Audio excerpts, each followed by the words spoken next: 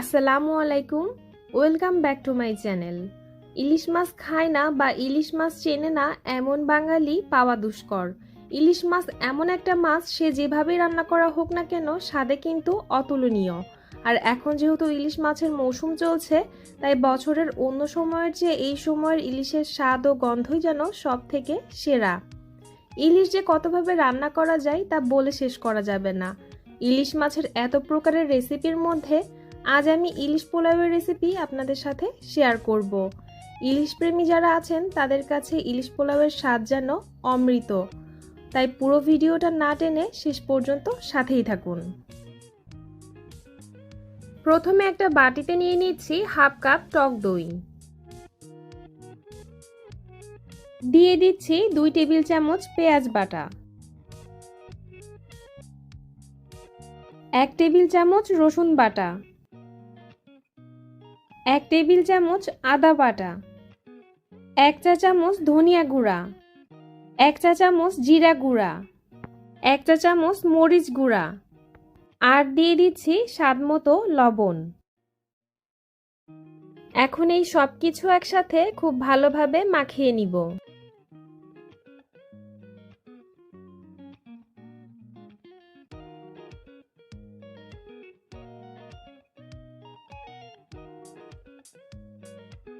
এবার এর মধ্যে ইলিশ মাছের টুকরোগুলো দিয়ে দিচ্ছি। মশলাগুলো মাছের সাথে খুব ভালোভাবে লাগিয়ে নিতে হবে। মাছগুলো উল্টে পাল্টে মশলার সাথে মাখিয়ে নিচ্ছি।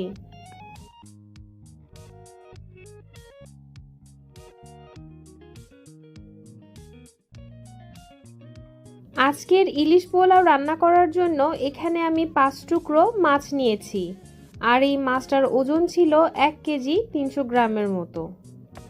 এবার এটাকে এক সাইডে 30 মিনিটের জন্য রেখে দিব। আর এই 30 মিনিট হতে হতে এদিকে আমি পোলাওয়ের চাল ধুয়ে পানি ঝরিয়ে নিব। মেজারমেন্ট কাপের 2 কাপ পরিমাণ পোলাওয়ের চাল ভালোভাবে ধুয়ে পানি ঝরিয়ে নিয়েছি।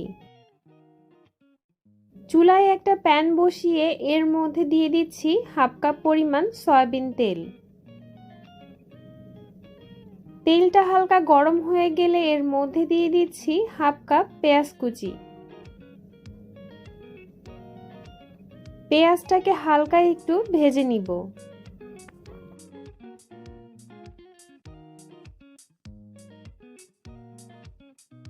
এখন এর মধ্যে ম্যারিনেট করে রাখা মাছগুলো দিয়ে দিচ্ছি।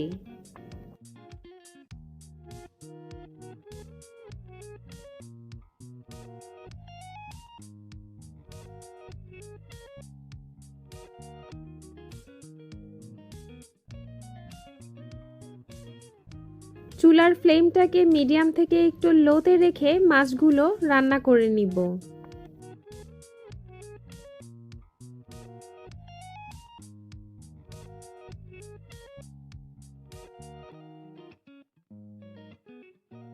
মাছ উল্টানোর সময় খুব সাবধানে উল্টাতে হবে যাতে ভেঙে না যায়, কারণ ইলিশ মাছ খুব নরম থাকে, এজন্য এগুলোকে খুব সাবধানে উল্টাতে হবে।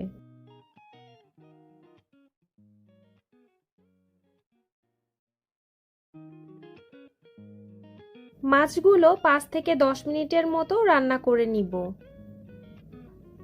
আর এই 5 থেকে 10 মিনিটের মধ্যে মাছগুলো 2 থেকে 3 বার উল্টে পাল্টে দিলেই হয়ে যাবে। আর মশলা যাতে নিচে লেগে না যায় সেদিকে খেয়াল রাখতে হবে।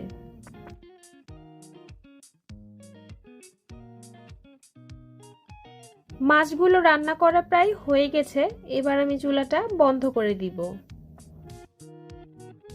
এবার মাছগুলো আলাদা করে একটা বাটিতে রাখবো, আর মাছের যে মশলাগুলো আছে সেগুলো আলাদা করে অন্য আরেকটা বাটিতে তুলে রাখবো।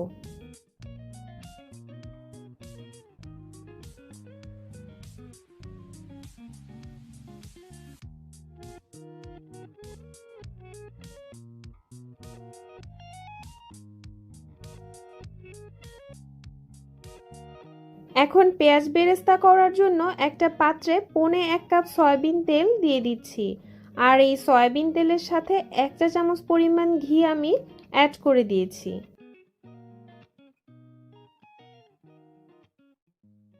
তেলটা হালকা গরম হয়ে গেলে এর মধ্যে দিয়ে দিচ্ছি 1 কাপ পেঁয়াজ কুচি।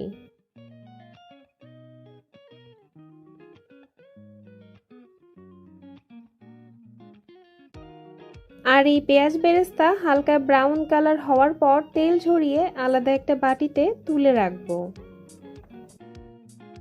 পেঁয়াজ বেরেস্তা আলাদা একটা বাটিতে তুলে রেখে এই তেলের ভিতরে দিয়ে দিচ্ছি 4 টুকরো দারুচিনি, দিয়ে দিচ্ছি 3 টুকরো এলাচ, 4 টুকরো লবঙ্গ আর 2টা তেজপাতা।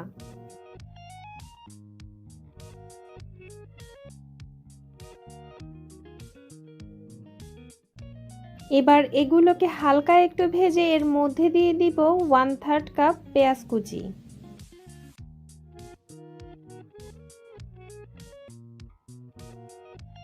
পেঁয়াজটাকে হালকা একটু ভেজে নিব, তবে খুব বেশি ভাজা যাবে না।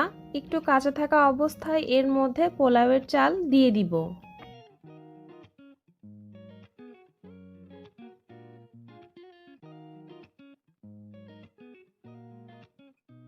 এবার পোলাওয়ের চালগুলো ভেজে নিতে হবে।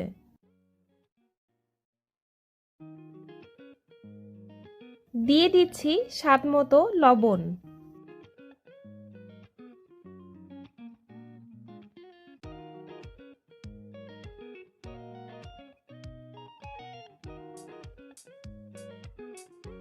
এখন এর মধ্যে দিয়ে দিচ্ছি 7 থেকে 8টা আস্ত কাঁচামরিচ। ইলিশ মাছ রান্না করার পর মাছের যে মশলাটা আলাদা করে রেখেছিলাম, এবার সে মশলাটা চালের মধ্যে দিয়ে দিব।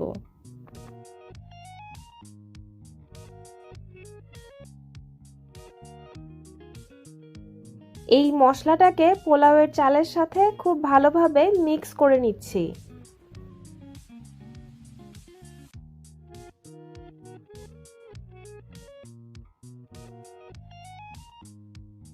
এবার এর মধ্যে পরিমাণ মতো ফুটন্ত গরম পানি দিয়ে দিব।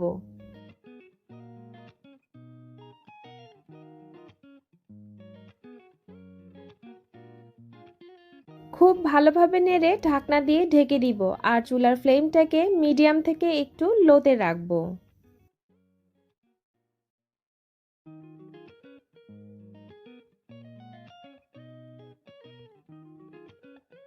এবার উল্টে পাল্টে একটু নেড়ে দিব যাতে উপরের চাল নিচে আর নিচের চাল উপরে আসে।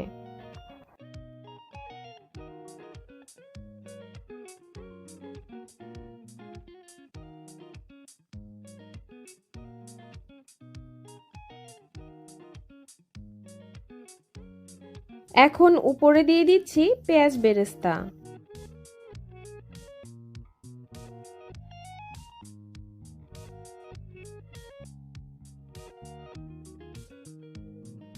এবার সবশেষে যে ইলিশ মাছগুলো তুলে রেখেছিলাম মশলা থেকে, সে মাছগুলো এর উপরে দিয়ে দিচ্ছি।